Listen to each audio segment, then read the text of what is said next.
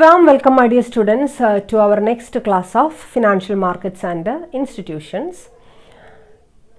In the previous classes, we have discussed about money market, and we have already discussed the important segments of money market, and we have finished two of them.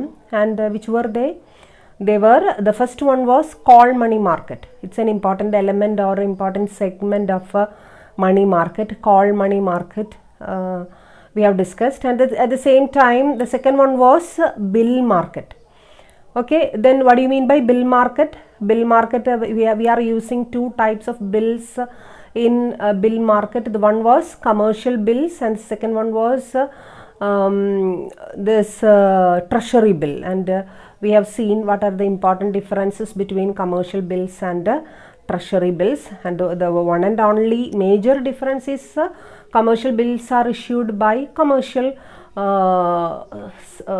institutions, but at the same time this treasury bills are usually issued by Reserve Bank of India. That's the difference between commercial bills and treasury bills. And now in this class we are going to discuss about other two segments of money market, and they are called as the first one is certificate of deposit, and the second one is commercial papers. Okay, certificate of depositകളും അതോടൊപ്പം തന്നെ commercial പേപ്പേഴ്സുമാണ് ഈ രണ്ട് ഇൻസ്ട്രുമെൻസിനെ കുറിച്ച്, അല്ലെങ്കിൽ ഈ രണ്ട് money market സെഗ്മെൻറ്റുകളെ കുറിച്ചിട്ടാണ് നമ്മൾ ഇന്ന് എന്ത് ചെയ്യാനായിട്ട് പോകുന്നത്, പഠിക്കാനായിട്ട് പോകുന്നത്. Certificate of deposits, and usually it is called as CDs. CDs എന്നാണ് നമ്മൾ സാധാരണ അതിനെ ചുരുക്കി പറയാറുള്ളത്. And at the same time commercial papers can be called as CPs. Okay, commercial papers നെ CPs എന്നും വിളിക്കാറുണ്ട്. So what do you mean by certificate of deposits? എന്താണ് certificate of deposits? As the name indicates, the certificate of deposits they are the certification or certificates given for the deposits. ഡെപ്പോസിറ്റിന് കൊടുക്കുന്ന certificate ആണ് certificate of deposit. ഇനി ആർക്കാണ് deposit കൊടുക്കുന്നത്, ആരാണ് certificate of deposit issue ചെയ്യുന്നത് എന്നുള്ളതാണ് വിഷയം. So the investor may be any party, individuals or financial institutions. Individuals ആയിരിക്കാം, ഫിനാൻഷ്യൽ ഇൻസ്റ്റിറ്റ്യൂഷൻസ് ആയിരിക്കാം, ഇൻവെസ്റ്റേഴ്സ്. അവരാണ് എന്ത് ചെയ്യുന്നത്, ഡെപ്പോസിറ്റ് കൊടുക്കും. സർപ്ലസ് ആയിട്ട് ഫണ്ട് ഉള്ളവർക്ക് ആർക്ക് വേണമെങ്കിലും എന്ത് കൊടുക്കാം, ഡെപ്പോസിറ്റ് കൊടുക്കാവുന്നതാണ്. എവിടേക്കാണ് ഡെപ്പോസിറ്റ് കൊടുക്കുന്നത്, ബാങ്കുകളിലേക്ക്, അതുപോലുള്ള സെലക്റ്റഡ് ആയിട്ടുള്ള ഫിനാൻഷ്യൽ ഇൻസ്റ്റിറ്റ്യൂഷനുകളിലേക്ക്.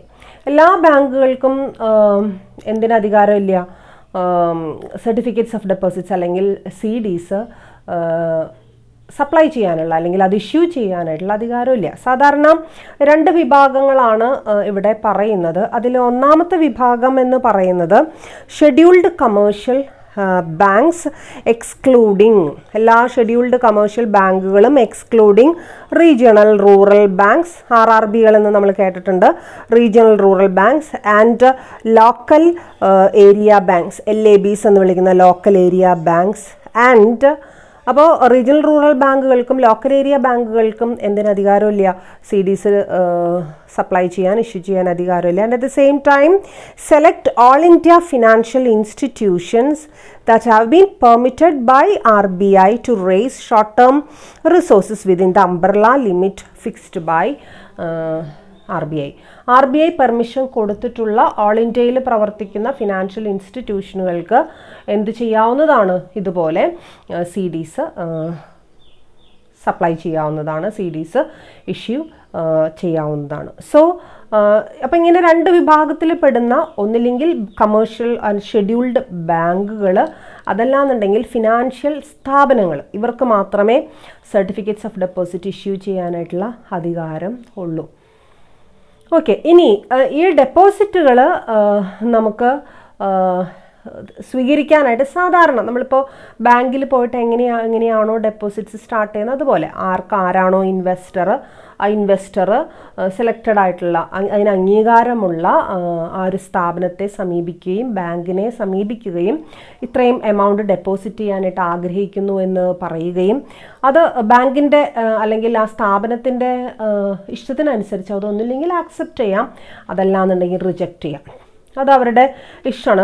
സിറ്റുവേഷൻസിനെ അനലൈസ് ചെയ്യുമ്പോൾ ഡെപ്പോസിറ്റ്സ് ആക്സെപ്റ്റബിൾ അല്ല എന്നുണ്ടെങ്കിൽ അത് ആക്സെപ്റ്റ് ചെയ്യേണ്ട ആവശ്യം അവർക്കില്ല. ഇൻവെസ്റ്റേഴ്സിനെ എപ്പോഴും കരണ്ട് കൈനീട്ടി സ്വീകരിക്കണം എന്നില്ല. ആക്സെപ്റ്റ് ചെയ്യണമെന്നുണ്ടെങ്കിൽ മാത്രം ആക്സെപ്റ്റ് ചെയ്താൽ മതി, റിജക്റ്റ് ചെയ്യുകയാണെങ്കിൽ റിജക്റ്റ് ചെയ്യാവുന്നതാണ്.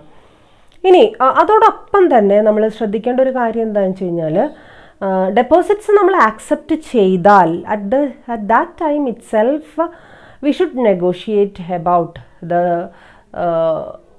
institution as well as the investor.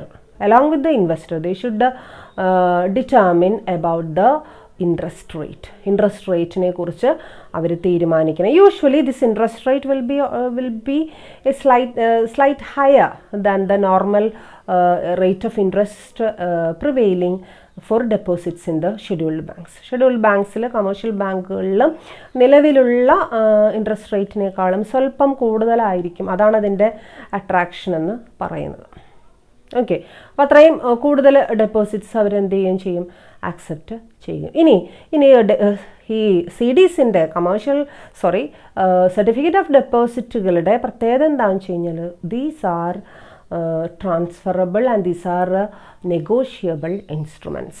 ഇത് നെഗോഷ്യബിൾ ഇൻസ്ട്രുമെൻറ്റ്സ് ആണ്. ട്രാൻസ്ഫർ ചെയ്യാനായിട്ട് നമുക്ക് എന്ത് ചെയ്യും സാധിക്കും. ലൈക്ക് ചെക്ക്, ഡ്രാഫ്റ്റ് ഇതൊക്കെ പോലെ നമുക്കത് എന്ത് ചെയ്യാവുന്നതാണ്, കൈമാറ്റം ചെയ്ത് പോകാവുന്നതാണ് എന്നുള്ളതാണ് അതിൻ്റെ ഒരു പ്രത്യേകത എന്ന് പറയുന്നത്. അപ്പോൾ ഇൻവെസ്റ്റർക്ക് ബാങ്ക് എവിടെയാണോ ഇൻവെസ്റ്റർ ഇൻവെസ്റ്റ് ചെയ്തത്, എവിടെയാണോ ഇൻവെസ്റ്റർ ഡെപ്പോസിറ്റ് ചെയ്തത്, ആ ഡെപ്പോസിറ്റ് ചെയ്തതിൻ്റെ ഒരു ഡോക്യുമെൻറ്റേഷനാണ് അല്ലെങ്കിൽ ഒരു തെളിവായിട്ടാണ് നമ്മൾ ഈ സർട്ടിഫിക്കറ്റ് ഓഫ് ഡെപ്പോസിറ്റ്സ് എന്ത് ചെയ്യുന്നത്, ഇഷ്യൂ ചെയ്യുന്നത്. And usually it is issued at face value. Usually അത് ഇഷ്യൂ ചെയ്യുന്നത് ഫേസ് വാല്യൂവിലാണ്. പ്രീമിയത്തിൽ ഇഷ്യൂ ചെയ്യുക, ഡിസ്കൗണ്ടിൽ ഇഷ്യൂ ചെയ്യുക, അങ്ങനെയുള്ള വേരിയൻ്റ് ആയിട്ടുള്ള ഫോർമാറ്റുകൾ ഇവിടെ സാധാരണ രീതിയിൽ പതിവില്ല.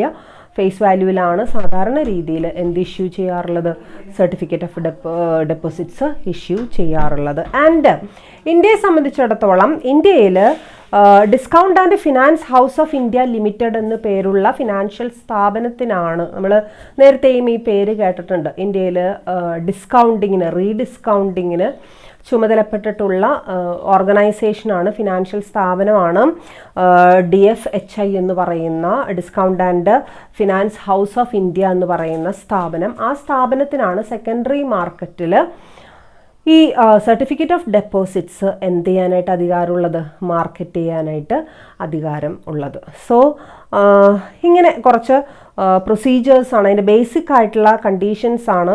There is no specific issue procedure for CDSന് വേണ്ടി പ്രത്യേകിച്ച് അങ്ങനെ ഇഷ്യൂ പ്രൊസീജിയേഴ്സ് ഒന്നും അവിടെ പറയുന്നില്ല. An interested investor can approach any bank for it and it is the bank's decision to accept or reject the deposit, and however if the bank is not inclined it may quote rates that are marginally above the corresponding rates of term deposits and similar maturity വരുന്ന term ഡെപ്പോസിറ്റ്സുകൾ, ആ ഡെപ്പോസിറ്റുകളുടെ interest rate എത്രയാണോ അതിനേക്കാളും കുറച്ച് ഉയർന്ന rate ആയിരിക്കണം എന്ത് ചെയ്യേണ്ടത്, fix ചെയ്യേണ്ടത്. And CDs are issued in the form of usance promissory notes payable on fixed date without any grace period. Individuals, corporations, companies, trusts, funds, associations, etc. can subscribe for CDs. ആർക്ക് വേണമെന്നുണ്ടെങ്കിൽ അത് subscribe ചെയ്യാവുന്നതാണ്. ഇൻഡിവിജ്വൽസിനായിരിക്കാം, കോർപ്പറേഷൻസിനായിരിക്കാം, കമ്പനീസിനായിരിക്കാം, ട്രസ്റ്റുകൾക്കായിരിക്കാം, ഫണ്ടുകൾക്കായിരിക്കാം. നേരത്തെ പറഞ്ഞതുപോലെ വ്യക്തികൾക്കും സ്ഥാപനങ്ങൾക്കും എന്ത് subscribe ചെയ്യാവുന്നതാണ്, CDs. സാധാരണ ഷെയറൊക്കെ നമ്മൾ സബ്സ്ക്രൈബ് ചെയ്യുന്നത് പോലെ തന്നെ CDകളും എന്ത് ചെയ്യാം, സബ്സ്ക്രൈബ് ചെയ്യാം.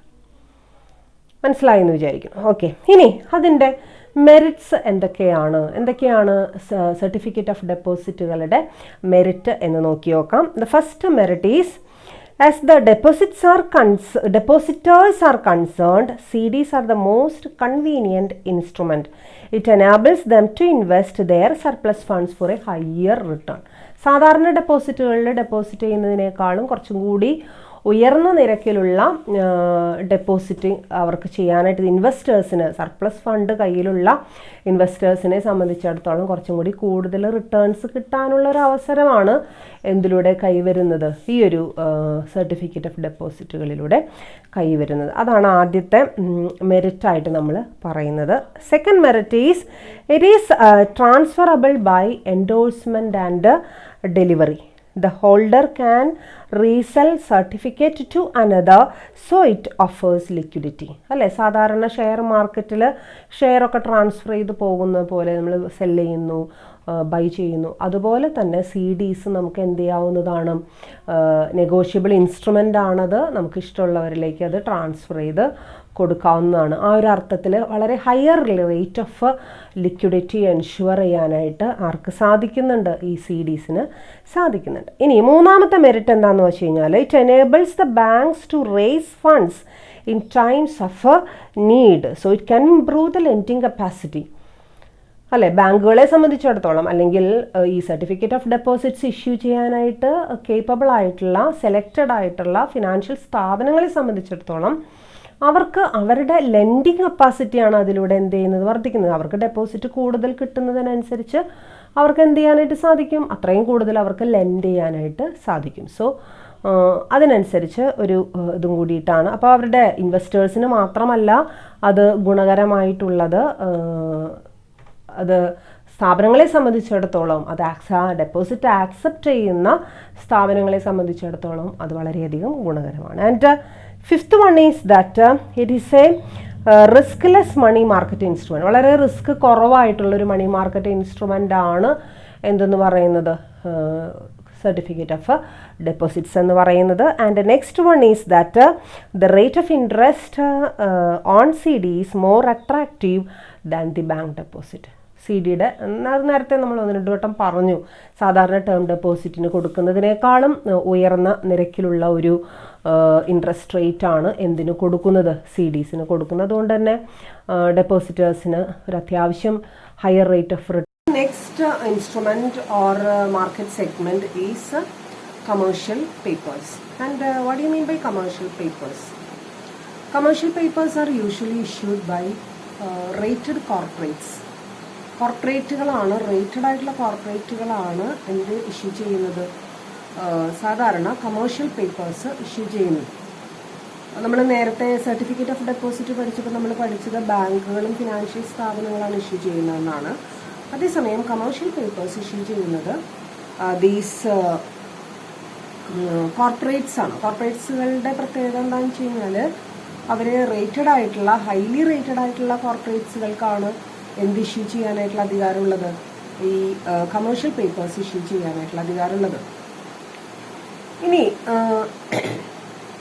ഈ കമേഴ്ഷ്യൽ പേപ്പേഴ്സ് എന്ന് പറഞ്ഞു കഴിഞ്ഞാൽ നമുക്കറിയാം short term money market instruments ആണ്. സാധാരണ രീതിയിൽ പ്രോമിസറി നോട്ടുകളുടെ രൂപത്തിലാണ് ഇത് എന്ത് ചെയ്യുന്നത്, ഇഷ്യൂ ചെയ്യുന്നത്. And usually it is issued at ഡിസ്കൗണ്ടിലാണ് സാധാരണ രീതിയിൽ അതെന്ത് ചെയ്യുക, ഇഷ്യൂ ചെയ്യുക. ഓക്കെ. ആൻഡ് ഈ കമേഴ്ഷ്യൽ പേപ്പേഴ്സ് സാധാരണ രീതിയിൽ കോർപ്പറേറ്റുകൾക്ക്, പബ്ലിക് സെക്ടറിൽ പെട്ട, പ്രൈവറ്റ് സെക്ടറിൽ പെട്ട റേറ്റഡ് ആയിട്ടുള്ള കോർപ്പറേറ്റ്സുകൾക്ക് അത് എന്ത് ചെയ്യാവുന്നതാണ്, ഇഷ്യൂ ചെയ്യാവുന്നതാണ്. But at the same time അവിടെ കുറച്ച് കണ്ടീഷൻസ് എന്ത് ചെയ്യുന്നുണ്ട്, പറയുന്നുണ്ട്. കണ്ടീഷൻസ് എന്ന് പറഞ്ഞു കഴിഞ്ഞാൽ RBI ഇൻസിസ്റ്റ് ചെയ്യുന്ന ചില കണ്ടീഷൻസ് അവിടെ ഉണ്ട്. ആ കണ്ടീഷൻസ് പാലിക്കുന്ന കോർപ്പറേറ്റ്സുകൾക്ക് മാത്രമേ അതെന്ത് ചെയ്യാനായിട്ട് സാധിക്കുള്ളൂ, ഇഷ്യൂ ചെയ്യാനായിട്ട് സാധിക്കുള്ളൂ. കണ്ടീഷൻസ് എന്ന് പറഞ്ഞു കഴിഞ്ഞാൽ ആദ്യത്തെ കണ്ടീഷൻ എന്ന് പറഞ്ഞു കഴിഞ്ഞാൽ അതിൻ്റെ tangible worth, net worth. Tangible net worth എന്ന് പറയുന്നത് 4 crores കുറവാവാൻ പാടില്ല. അങ്ങനെയുള്ള കോർപ്പറേറ്റ്സുകൾക്ക് മാത്രമേ കമേഴ്ഷ്യൽ പേപ്പേഴ്സ് അല്ലെങ്കിൽ CPs ഇഷ്യൂ ചെയ്യാനായിട്ട് പറ്റുള്ളൂ. അപ്പോൾ 4 കോടിയുടെ net worth tangible net worth ഉണ്ടെങ്കിൽ മാത്രമേ അതിന് എന്തിനധികാരമുള്ളൂ, കമേഴ്ഷ്യൽ പേപ്പേഴ്സ് ഇഷ്യൂ ചെയ്യാനായിട്ടുള്ള അധികാരമുള്ളൂ. അതുപോലെ തന്നെ അതിൻ്റെ വർക്കിംഗ് ക്യാപിറ്റൽ ലിമിറ്റ് ഫിക്സഡ് ആയിട്ടുള്ള ഒന്നില്ലെങ്കിൽ ബാങ്കുകളോ ഫിനാൻഷ്യൽ ഇൻസ്റ്റിറ്റ്യൂഷൻസോ അത് നിജപ്പെടുത്തി കൊടുത്തിട്ടുള്ള സ്ഥാപനങ്ങൾക്ക്, കൊടുത്തിട്ടുള്ള കോർപ്പറേറ്റ്സുകൾക്ക് മാത്രമേ ഇത്രയാണ് വർക്കിംഗ് ക്യാപിറ്റൽ റിക്വയർമെൻറ്റ്സ് വരുന്നത്. വർക്കിംഗ് ക്യാപിറ്റൽ എന്താണെന്ന് നമുക്കറിയാം അല്ലേ? വർക്കിംഗ് ക്യാപിറ്റൽ എന്ന് വെച്ച് കഴിഞ്ഞാൽ ഡേ ടു ഡേ അഫെയേഴ്സ് പോകാൻ വേണ്ടിയിട്ട് നമുക്ക് റൊട്ടീനായിട്ട് വേണ്ടി വരുന്ന ഫണ്ട്, അതാണ് വർക്കിംഗ് ക്യാപിറ്റൽ എന്ന് നമ്മൾ പറയുന്നത്. ആ വർക്കിംഗ് ക്യാപിറ്റൽ ആവശ്യം എത്രയാണ് എന്ന് ലിമിറ്റ് ചെയ്ത് കൊടുത്തിട്ടുള്ള, അത് ബാങ്കുകളോ അതുപോലുള്ള ഫിനാൻഷ്യൽ സ്ഥാപനങ്ങളോ ലിമിറ്റ് ചെയ്ത് കൊടുത്തിട്ടുള്ള സ്ഥാപനങ്ങൾക്ക് മാത്രമേ എന്ത് ഇഷ്യൂ ചെയ്യാനായിട്ട് സാധിക്കുള്ളൂ? കമേഴ്ഷ്യൽ പേപ്പേഴ്സ് ഇഷ്യൂ ചെയ്യാനായിട്ട് സാധിക്കുള്ളൂ. At the same time the borrower account of the company is classified as a standard asset by financial bank or institution. Financial ബാങ്കുകൾ, ഇൻസ്റ്റിറ്റ്യൂഷനുകൾ ബോറോവേഴ്സിൻ്റെ, അതായത് കമേഴ്ഷ്യൽ പേപ്പർ ഇഷ്യൂ ചെയ്ത സ്ഥാപനങ്ങളുടെ അക്കൗണ്ടിനെ ഒരു സ്റ്റാൻഡേർഡ് അസറ്റായിട്ട് ക്ലാസിഫൈ ചെയ്തിട്ടുണ്ടെന്നുണ്ടെങ്കിൽ, ഇതൊരു പർട്ടിക്കുലർ ഫോർമാലിറ്റിയാണ്. സ്റ്റാൻഡേർഡ് അസറ്റുകളായിട്ട് ഡിക്ലെയർ ചെയ്തിട്ടുള്ള ബോറോവറിൻ്റെ അക്കൗണ്ടിനെ declare ചെയ്തിട്ടുണ്ടെങ്കിൽ മാത്രമേ borrower എന്ന് പറഞ്ഞു കഴിഞ്ഞാൽ കമേഴ്ഷ്യൽ പേപ്പേഴ്സ് ഇഷ്യൂ ചെയ്യുന്ന കോർപ്പറേറ്റ്സ്, അവരുടെ അക്കൗണ്ടിനെ ബാങ്കുകളോ ഫിനാൻഷ്യൽ സ്ഥാപനങ്ങളോ സ്റ്റാൻഡേർഡ് അസറ്റായിട്ട് ഡിക്ലെയർ ചെയ്തിട്ടുണ്ടെങ്കിൽ മാത്രമാണ് അവർക്ക് എന്ത് ഇഷ്യൂ ചെയ്യാൻ പറ്റുള്ളൂ? കമേഴ്ഷ്യൽ പേപ്പേഴ്സ് സ്ഥാപനങ്ങൾക്ക് ഇഷ്യൂ ചെയ്യാനായിട്ട് സാധിക്കുള്ളൂ. അപ്പം ഇങ്ങനെ ഒരു 3 കണ്ടീഷൻസ് അവിടെ പറയുന്നുണ്ട്. ആ 3 കണ്ടീഷൻസ് സാറ്റിസ്ഫൈ ചെയ്യുന്ന സ്ഥാപനങ്ങൾക്ക് മാത്രമേ എന്ത് ഇഷ്യൂ ചെയ്യാനായിട്ട് അധികാരമുള്ളൂ? കമേഴ്ഷ്യൽ പേപ്പേഴ്സ് ഇഷ്യൂ ചെയ്യാനായിട്ടുള്ള അധികാരം ഉള്ളൂ. ഓക്കെ.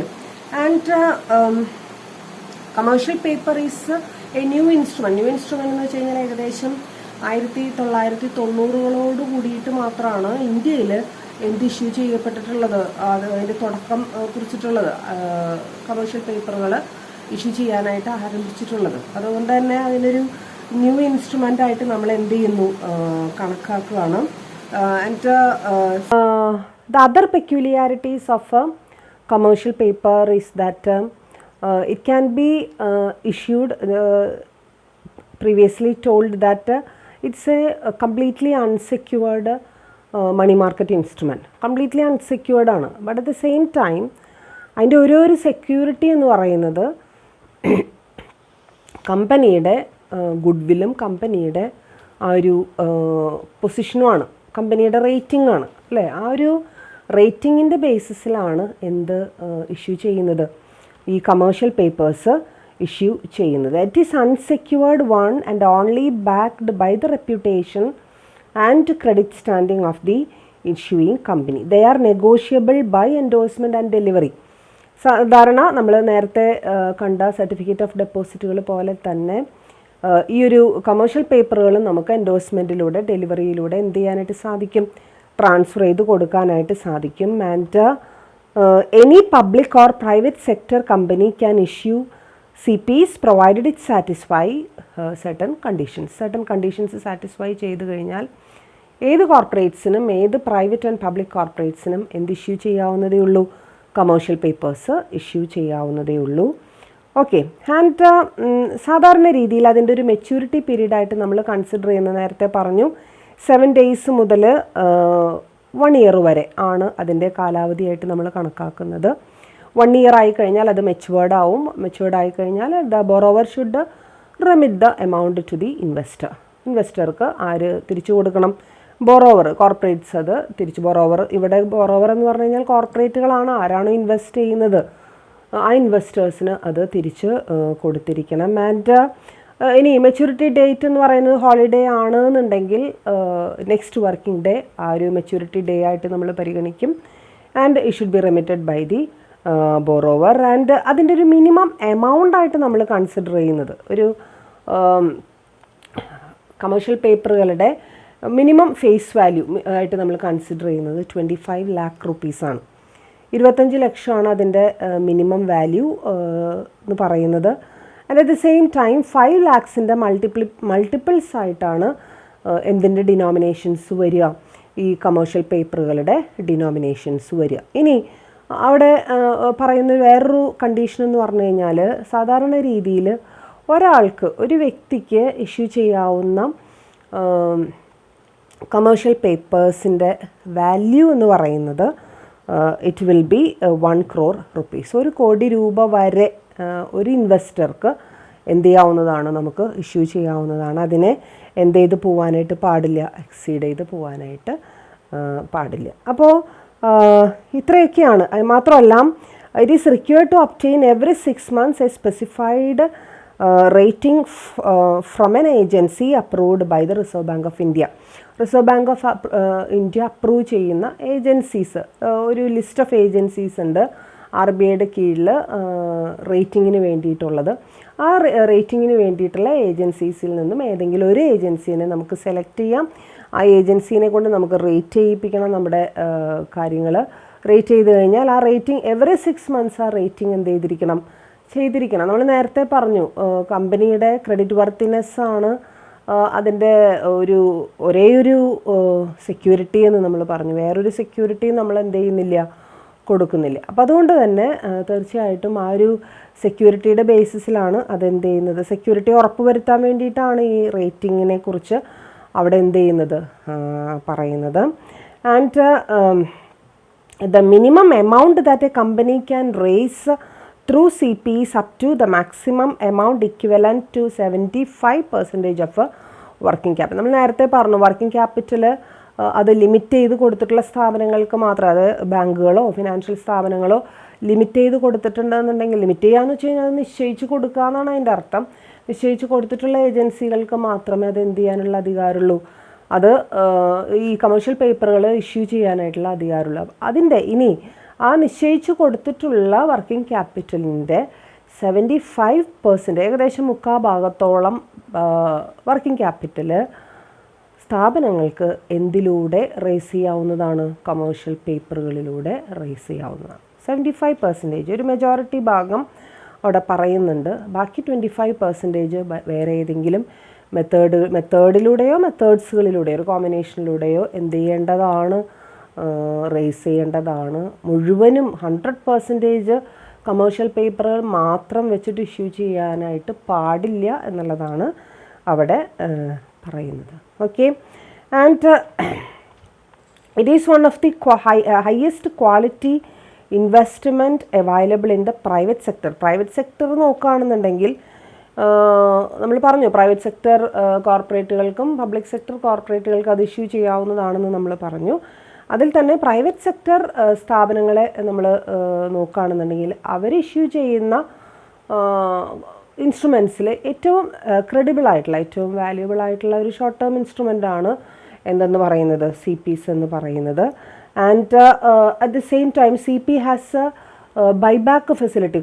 ഇഷ്യൂ ചെയ്ത കോർപ്പറേറ്റ്സുകൾക്ക് തന്നെ അത് വേണമെന്നുണ്ടെങ്കിൽ എന്ത് ചെയ്യാം, നമ്മൾ ബൈബാക്ക് ഓഫ് ഷെയർസ് എന്നുള്ള ഒരു കോൺസെപ്റ്റ് നിങ്ങൾ കേട്ടിട്ടുണ്ടായിരിക്കും അല്ലേ. അതുപോലെ തന്നെ ഈ എന്തും നമുക്ക് ബൈബാക്ക് ചെയ്യാവുന്നതാണ്, കമേഴ്ഷ്യൽ പേപ്പേഴ്സ് നമുക്ക് ബൈബാക്ക് ചെയ്യാവുന്നതാണ്. And it is normally issued at bearer ഫോർമാറ്റിലാണ്. അതായത് ബെയറർക്ക് കംപ്ലീറ്റ് അതിൻ്റെ ആനുകൂല്യങ്ങൾ കൊടുക്കുന്ന ടൈപ്പ് ഓഫ് സിസ്റ്റമാണ് ബെയറർ ഫോം എന്ന് പറയുന്നത്. ആ ബെയറർ ഫോമിലാണ് ഈ പ്രോമിസറി നോട്ട് അല്ലെങ്കിൽ നമ്മുടെ കമേഴ്ഷ്യൽ പേപ്പേഴ്സ് എന്ത് ചെയ്യുന്നത്, ഇഷ്യൂ ചെയ്യുന്നത്. Generally public utilities, banks, holding companies, insurance companies, transportation companies and finance companies issue it. ഏതൊക്കെ തരം കമ്പനീസാണ് അത് ഇഷ്യൂ ചെയ്യുന്നത് എന്നാണ് ഇവിടെ പറഞ്ഞിട്ടുള്ളത്. സാധാരണ രീതിയിൽ public utilities companies, banking companies, holding companies, insurance companies, transportation companies and finance companies. And CP may be issued to and held by individuals, banking companies, finance companies, corporate bodies registered or incorporated in India and unincorporated bodies, non-resident Indians and foreign institutional investors. പലതരത്തിൽപ്പെടുന്ന ആൾക്കാരാണ് അതിലേക്ക് invest ചെയ്യുന്നത് വെച്ച് കഴിഞ്ഞാൽ CPs വാങ്ങിക്കുന്നത്. Issue ചെയ്യുന്നതാണ് നമ്മൾ public utilities, banks എന്നൊക്കെ നമ്മൾ പറഞ്ഞത്. അതിന് പകരം അതിലേക്ക് ഇൻവെസ്റ്റ് ചെയ്യുന്ന ആൾക്കാരെ കുറിച്ചിട്ടാണ് നമ്മൾ സാധാരണ ഫോറിൻ ഇൻസ്റ്റിറ്റ്യൂഷണൽ ഇൻവെസ്റ്റേഴ്സ്, FIIs, അത് ചെയ്യുന്ന വ്യക്തികളോ സ്ഥാപനങ്ങളോ ആയിരിക്കാം, അവരുണ്ടായിരിക്കും. അതുപോലെ തന്നെ നോൺ റെസിഡൻറ്റ് ഇന്ത്യൻസ്, NRIs CPസിൽ ഇൻവെസ്റ്റ് ചെയ്യുന്നവരാണ്. അതുപോലെ banking companies, corporate bodies, register ചെയ്തിട്ടുള്ള കോർപ്പറേറ്റ് ബോഡീസ്, ഇന്ത്യയിലോ അല്ലെങ്കിൽ പുറത്തോ രജിസ്റ്റർ ചെയ്തിട്ടുള്ള കോർപ്പറേറ്റ് ബോഡി, ഇവർക്കൊക്കെ അതിലേക്ക് ഇൻവെസ്റ്റ് ചെയ്യാവുന്നതേ ഉള്ളൂ. ഓക്കെ, അപ്പോൾ ഡെപ്പോസിറ്റേഴ്സ് ആരാണ്, അതോടൊപ്പം തന്നെ ബോറോവേഴ്സ് ആരൊക്കെയാണ് എന്നുള്ളതാണ്. അതിൻ്റെ ആ കോൺസെപ്റ്റ് മനസ്സിലാക്കണം. ആരാണ് ബോറോവർ എന്ന് വെച്ചാൽ, ബോറോവർ എന്ന് വെച്ചാൽ CP ഇഷ്യൂ ചെയ്യുന്ന ആൾക്കാർ. ഇവിടെ ഈ ഒരു കോൺസെപ്റ്റിൽ ഇൻവെസ്റ്റർ എന്ന് വെച്ച് കഴിഞ്ഞാൽ CP വാങ്ങിക്കുന്ന, കമേഴ്ഷ്യൽ പേപ്പേഴ്സ് വാങ്ങിക്കുന്ന ആൾക്കാർ, അവരാണ് ഇൻവെസ്റ്റേഴ്സ് അല്ലേ. പൈസ കയ്യിലുള്ളവരാണ്, സർപ്ലസ് ആയിട്ട് കയ്യിലുള്ളവരാണ് അത് വാങ്ങിക്കുക. സോ ആ ഇൻവെസ്റ്റേഴ്സിനെ കുറിച്ചും ബോറോവേഴ്സിനെ കുറിച്ചിട്ടുമാണ് അവിടെ പറഞ്ഞിരിക്കുന്നത്. സോ ഇതൊക്കെയാണ് പൊതുവെയുള്ള കമേഴ്ഷ്യൽ പേപ്പറുകളുടെ പൊതുവെയുള്ള ഒരു സ്വഭാവം അല്ലെങ്കിൽ പൊതുവെയുള്ള ഒരു സംഭവം എന്ന് പറയുന്നത്. ഇനി നമുക്ക് നോക്കേണ്ടത് ടൈപ്സ് ഓഫ് കമേഴ്ഷ്യൽ പേപ്പേഴ്സാണ്. ടൈപ്സ് ഓഫ് കമേഴ്ഷ്യൽ പേപ്പേഴ്സ് ഏതൊക്കെയാണ്? Different types of commercial papers. അതിൽ പൊതുവായിട്ട് അതിനെ തരംതിരിക്കുകയാണെന്നുണ്ടെങ്കിൽ 2 ടൈപ്പായിട്ട് നമുക്ക് തരംതിരിക്കാം. That is direct papers and dealer papers. Direct പേപ്പേഴ്സും ഡീലർ പേപ്പേഴ്സും. ഡയറക്റ്റ് പേപ്പേഴ്സ് എന്ന് വെച്ച് കഴിഞ്ഞാൽ കമ്പനി, കോർപ്പറേറ്റ്സ് നേരിട്ട് വ്യക്തികൾക്കോ സ്ഥാപനങ്ങൾക്കോ ഇഷ്യൂ ചെയ്യുകയാണെന്നുണ്ടെങ്കിൽ അതിന് വിളിക്കുന്ന പേരാണ് എന്ത്? ഡയറക്റ്റ് ഇഷ്യൂ അല്ലെങ്കിൽ ഡയറക്റ്റ് പേപ്പേഴ്സ്. ഇനി ഡീലർ പേപ്പേഴ്സ് എന്ന് വെച്ച് കഴിഞ്ഞാൽ ഡീലേഴ്സിൻ്റെ ഒരു എന്താ പറയുക, അവരുടെയും കൂടി ഒരു ഇൻവോൾവ്മെൻറ്റോട് കൂടി, അവരുടെ സഹായത്തോട് കൂടിയിട്ട് നമ്മൾ ഇഷ്യൂ ചെയ്യുകയാണെങ്കിൽ അതിനെ വിളിക്കുന്ന പേരാണ് dealer papers. Dealer or merchant on behalf of client issues these types of commercial papers. അതായത് സ്ഥാപനങ്ങളുടെ, കോർപ്പറേറ്റുകളെ സഹായിക്കാനായിട്ട് അവിടെ ഡീലേഴ്സ് ഉണ്ടായിരിക്കും. ആ ഡീലേഴ്സാണ് എന്ത് ഇഷ്യൂ ചെയ്യുക? കോർപ്പറേറ്റുകൾക്ക് വേണ്ടിയിട്ട് പേപ്പേഴ്സ്, കമേഴ്ഷ്യൽ പേപ്പേഴ്സ് ഇഷ്യൂ ചെയ്യുക. അപ്പം അങ്ങനെ വരുമ്പോൾ അപ്പം ഇങ്ങനെ ആ ഒരു ഇഷ്യൂവിൻ്റെ മെത്തേഡിൻ്റെ ബേസിസിൽ അതിനെ 2ആയിട്ട് തരംതിരിച്ചിരിക്കുന്നു എന്ന് മാത്രം.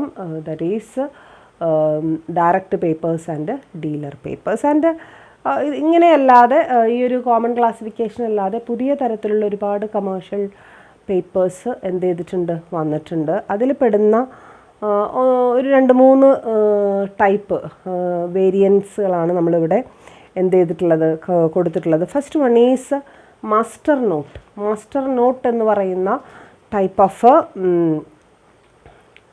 ഫിനാൻഷ്യൽ ഓർ കമേഴ്ഷ്യൽ പേപ്പേഴ്സ് ആണ്. And these are issued by finance companies.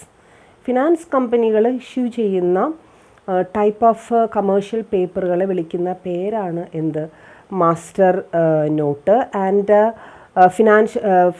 Companies to bank, trust departments and other permanent money market investors. Permanent ആയിട്ടുള്ള മണി മാർക്കറ്റ് ഇൻവെസ്റ്റേഴ്സ്, ബാങ്കേഴ്സ്, ഇവർക്കൊക്കെ വേണ്ടി ഫിനാൻഷ്യൽ സ്ഥാപനങ്ങൾ ഇഷ്യൂ ചെയ്യുന്ന CPസിനെ വിളിക്കുന്ന പേരാണ് എന്ത്? Master note. And the investing firm in an agreement notifies the issuing company the amount of paper that it wishes to purchase on a particular day, and the issuing company then agrees. ആദ്യം തന്നെ investors ആണ് ഇവിടെ എഗ്രിമെൻറ്റിൽ enter ചെയ്യുന്നത്. Investors ഈ financial സ്ഥാപനങ്ങളുമായിട്ട് എഗ്രിമെൻറ്റിൽ enter ചെയ്യുകയും അവരൊരു date, ഒരു future date fix ചെയ്യുകയും ആ ഫ്യൂച്ചർ ഡേറ്റിൽ കൃത്യമായി ഈ ഫിനാൻഷ്യൽ സ്ഥാപനങ്ങൾ CPs ഇൻവെസ്റ്റേഴ്സിന് ഇഷ്യൂ ചെയ്യുകയും ചെയ്യും. കാരണം എന്താണെന്ന് വെച്ച് കഴിഞ്ഞാൽ ഈ ഫിനാൻഷ്യൽ സ്ഥാപനങ്ങൾ ഇഷ്യൂ ചെയ്യുക എന്ന് പറഞ്ഞാൽ പെർമനൻ്റ് ആയിട്ടുള്ള പ്ലെയേഴ്സിനാണ് അത് ഇഷ്യൂ ചെയ്യുന്നത്. അപ്പം അതുകൊണ്ട് തന്നെ അതിൽ വലിയ പ്രശ്നങ്ങളൊന്നും ഉണ്ടാവാനായിട്ട് സാധ്യതയില്ല. മാത്രമല്ല ബാങ്ക്, ട്രസ്റ്റ് ഡിപ്പാർട്ട്മെൻറ്റ്സ് പോലുള്ള ക്രെഡിബിൾ ആയിട്ടുള്ള ഇൻവെസ്റ്റേഴ്സിനെയാണ് അവരെന്ത് ചെയ്യുന്നത്? സെലക്ട് ചെയ്യുന്നത്. ഹൈലി ഗ്രേഡഡ് ആയിട്ടുള്ള ടൈപ്പ് ഓഫ് CPs ആണ് എന്തെന്ന് പറയുന്നത്? മാസ്റ്റർ നോട്ട്സ് എന്ന് പറയുന്നത്. കാരണം അത് ഹൈലി പോപ്പുലറാണ്. അതിൻ്റെ ക്രെഡിബിലിറ്റി കൊണ്ട് തന്നെ, അതിൻ്റെ വാല്യൂ കൊണ്ട് തന്നെ അത് വളരെ പോപ്പുലറായിട്ടുള്ള ടൈപ്പ് ഓഫ് മണി മാർക്കറ്റിൽ ഏറ്റവും പോപ്പുലറായിട്ടുള്ള CPs ആണ്. റീസെൻ്റ് ആയിട്ടുള്ള ഒരു ഇൻവെൻഷനാണ് മാസ്റ്റർ നോട്ട് എന്ന് പറയുന്നത്. എങ്കിൽ കൂടിയും അത് വളരെ പോപ്പുലറായിട്ടുള്ള സംഭവമാണ്. ഫിനാൻഷ്യൽ അതിൻ്റെ ഇഷ്യൂവറിനെ സംബന്ധിച്ചിടത്തോളവും ഇൻവെസ്റ്റേഴ്സിനെ സംബന്ധിച്ചിടത്തോളം 2 കൂട്ടരും ഹൈലി ക്രെഡിബിൾ ആയതുകൊണ്ട് തന്നെ അത് വളരെ പോപ്പുലറാണ്. And next one is medium term notes. Medium term notes എന്ന് പറഞ്ഞു കഴിഞ്ഞാൽ അതിൻ്റെ അതിൻ്റെ പേര് സൂചിപ്പിക്കുന്ന പോലെ തന്നെ അതിൻ്റെ ടേമിനാണ് അവിടുത്തെ ഇമ്പോർട്ടൻസ് എന്ന് പറയുന്നത്. ടേം എന്ന് പറഞ്ഞു കഴിഞ്ഞാൽ 9 to 10 months വരെയുള്ള 9 to 10 months വരെയാണ് അതിൻ്റെ ഒരു കാലാവധി പോകുന്നത്.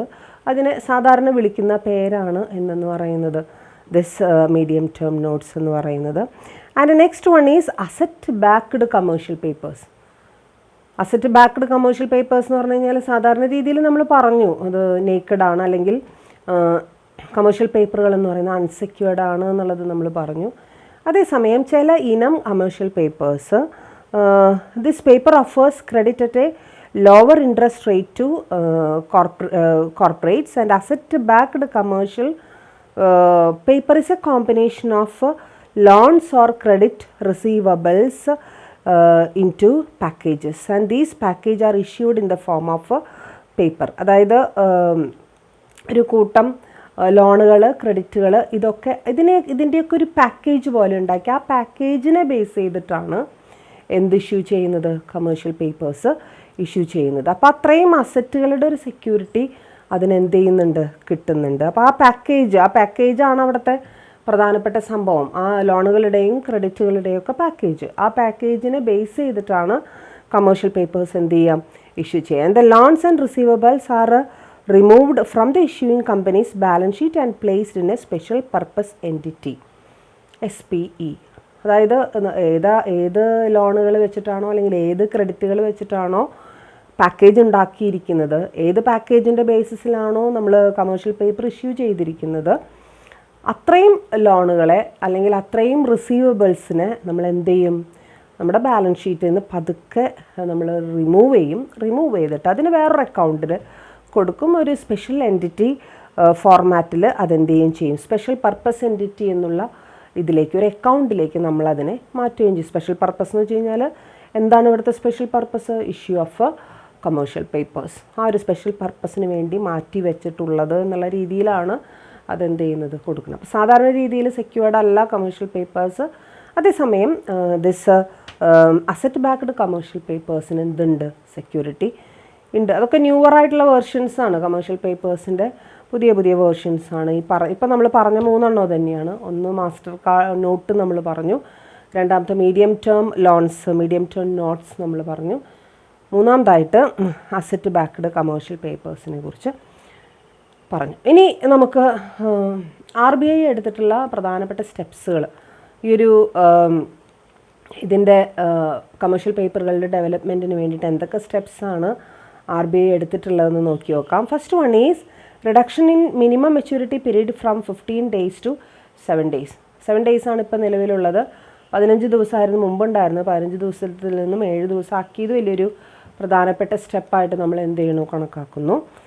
Next one is reporting of issuance of CP in the negotiated dealing system platform by the end of the day. അതായത് ഒരു ഓൺലൈൻ റിപ്പോർട്ടിംഗ് സിസ്റ്റം പോലെ ഓരോ ദിവസവും എത്ര CPs ഇഷ്യൂ ചെയ്തിട്ടുണ്ട്, ഓരോ കോർപ്പറേറ്റ്സും ഇഷ്യൂ ചെയ്തിട്ടുണ്ട് എന്നുള്ളത് നെഗോഷിയേറ്റഡ് ഡീലിംഗ് സിസ്റ്റം എന്ന് പറയുന്ന ഒരു പൊതുവായിട്ടുള്ള സിസ്റ്റത്തിലേക്ക് അത് റിപ്പോർട്ട് ചെയ്യുക എന്നുള്ളത് നിലവിൽ കൊണ്ടുവന്ന ഒരു പുതിയൊരു നിയമമാണ്.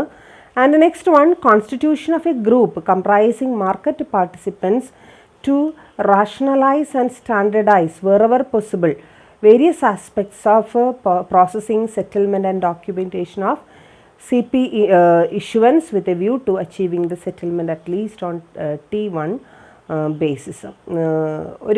ഒരു ഗ്രൂപ്പിനെ കോൺസ്റ്റിറ്റ്യൂട്ട് ചെയ്തു എന്നുള്ളത് വലിയൊരു പ്രധാനപ്പെട്ട കാര്യമാണ്. ആ ഗ്രൂപ്പിൻ്റെ പ്രധാനപ്പെട്ട ചുമതല എന്താണെന്ന് വെച്ച് കഴിഞ്ഞാൽ CPകളുടെ ഇഷ്യൂവൻസ്, അതിൻ്റെ റിസ്ക്, അതിനോടനുബന്ധിച്ച് വരുന്ന പ്രോബ്ലംസ്, ഇതിനെയൊക്കെ ഐഡൻറ്റിഫൈ ചെയ്യുക, അതിന് വേണ്ട റൂൾസ് ആൻഡ് റെഗുലേഷൻസിനെ സ്റ്റാൻഡർഡൈസ് ചെയ്യുക, റെഗുലറൈസ് ചെയ്യുക, ഇതൊക്കെയാണ് ഗ്രൂപ്പിൻ്റെ പണിയെന്ന് പറയുന്നത്. സോ കുറച്ചും കൂടി റെഗുലേറ്റഡ് ആയിട്ടുള്ള ഫോർമാറ്റിൽ നമുക്ക് CP ഇഷ്യൂ ചെയ്യാനായിട്ട് ഇന്ന് സാധിക്കുന്നുണ്ട്. അത് RBI എടുത്തിട്ടുള്ള പ്രധാനപ്പെട്ട സ്റ്റെപ്സുകളുടെ അടിസ്ഥാനത്തിലാണ് എന്ന് നമ്മൾ എന്ത് ചെയ്യുന്നു, വിശ്വസിക്കുന്നു. സോ ഇതൊക്കെയാണ് RBIയുടെ പ്രധാനപ്പെട്ട സ്റ്റെപ്സുകളായിട്ട് നമ്മൾ കണ്ടത്.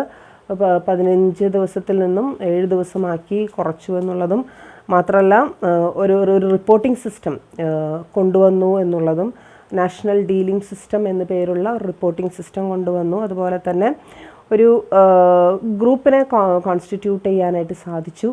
ഇതൊക്കെ RBIയുടെ പ്രധാനപ്പെട്ട സ്റ്റെപ്സായിട്ട് നമ്മൾ കൺസിഡർ ചെയ്യുന്നു. ഇനി CPസിൻ്റെ പ്രധാനപ്പെട്ട മെറിറ്റ്സുകൾ എന്തൊക്കെയാണ് എന്നുള്ളതാണ് നമ്മൾ നോക്കുന്നത്. അതിൽ ഒന്നാമത്തെ മെറിറ്റ് എന്ന് പറയുന്നത് സേഫാണ്. ഒരു പരിധിവരെ CPകൾ സേഫാണ്. കാരണം എന്താണെന്ന് വെച്ച് കഴിഞ്ഞാൽ ഹൈലി റേറ്റഡ് ആയിട്ടുള്ള കോർപ്പറേറ്റ്സുകൾ മാത്രമേ അതെന്ത് ചെയ്യുന്നുള്ളൂ, ഇഷ്യൂ ചെയ്യുന്നുള്ളൂ. കോർപ്പറേറ്റുകളുടെ ആ ഒരു റേറ്റിംഗ് ആണ് അതിൻ്റെ സെക്യൂരിറ്റി എന്ന് പറയുന്നത്. സോ ഹൈലി റേറ്റഡ് എന്നുള്ള രീതിയിൽ തന്നെ പലപ്പോഴും നമ്മൾ ഇൻവെസ്റ്റ് ചെയ്ത പൈസ എന്തെങ്കിലും നമുക്ക് തിരിച്ചു കിട്ടും എന്നുള്ളൊരു ഉറപ്പ് നമുക്ക് ഉണ്ടാവും. ആൻഡ് അതാണ് ആ സേഫ് എന്നുള്ള കാര്യം പറയുന്നത്. And CPs is finance papers like treasury bill, so it is safest means of investment. And treasury ബില്ലുകൾ പോലെ അല്ലേ, നമ്മൾ നേരത്തെ ബിൽ മാർക്കറ്റിൽ കണ്ട ഒരു ഐറ്റം ആയിരുന്നു ട്രഷറി ബില്ല് എന്ന് പറയുന്നത്. ട്രഷറി ബില്ലുകളുടെ പ്രത്യേകത ഗവൺമെൻറ്റാണത്, RBI ആണത് ഇഷ്യൂ ചെയ്യുന്നത്, ഗവൺമെൻറ്റിന് വേണ്ടിയിട്ടാണ് ഇഷ്യൂ ചെയ്യുന്നത്. സോ ഒരു പരിധിവരെ ഹയസ്റ്റ് റിട്ടേൺസ് അതിനുണ്ടായിരിക്കും, ഹയസ്റ്റ് സെക്യൂരിറ്റി അതിനുണ്ട്. അതുപോലെ തന്നെയാണ് ഏകദേശം എന്തെന്ന് പറയുന്നത് CP എന്ന് പറയുന്നത്.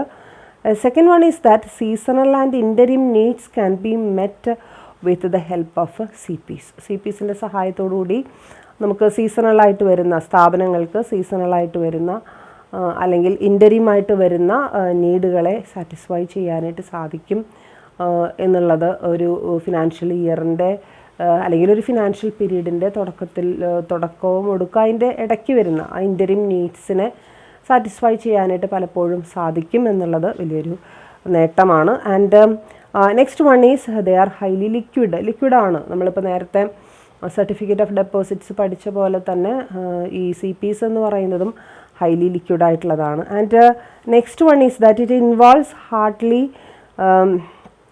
Any documentation between the issuer and the investor, so it is simple to operate. ഭയങ്കര കാര്യമായിട്ടുള്ള ഫോർമാലിറ്റീസും ഒന്നും സാധാരണ രീതിയിൽ ഇൻവെസ്റ്ററും ബൊറോവറും തമ്മിലില്ല എന്നുള്ളതാണ് അതിൻ്റെ ഒരു വലിയൊരു പ്രത്യേകത. വളരെ ഈസി ആയിട്ട് നമുക്ക് റേസ് ചെയ്യാൻ അല്ലെങ്കിൽ നമുക്ക് ഇൻവെസ്റ്റ് ചെയ്യാൻ പറ്റിയ ഒരു മെത്തേഡാണ് എന്തെന്ന് പറയുന്നത്, ഇത് ഈസ് കമേഴ്ഷ്യൽ പേപ്പേഴ്സ് എന്ന് പറയുന്നത്.